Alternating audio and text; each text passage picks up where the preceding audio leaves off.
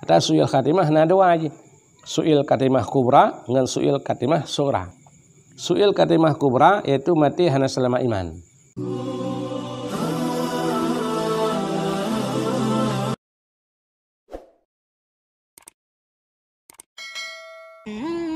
Dan ilah mana perkataan Imam Al-Ghazali rahimahullah di dalam Ihya Ulumuddin, ia nakal pada setengah ulama yang arifin.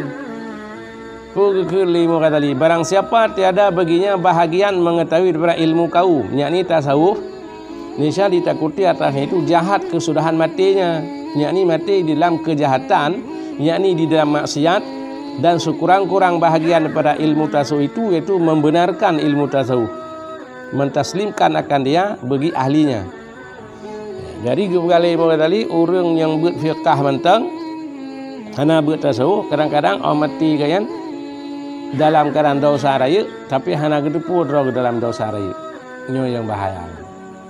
Ya, hai dosa raya orang ina dibut hati yang hana gepeglih ya. Kabu ujub riya tamak sum'ah hubul jah hubul riasah syarutam syarul kalam nisyanul mauti macam tu penyakit hati dipluh boy rere kan kepala nya nak depu sehingga kan mati dalam keadaan su'il khatimah walaupun dalam su'il khatimah kubra. Ada su'il khatimah na dua aja. Su'il khatimah kubra dengan su'il khatimah sughra. Su'il khatimah kubra yaitu mati hana selama iman yang kubra. Su'il khatimah sughra mati dalam maksiat. Mati dalam maksiat.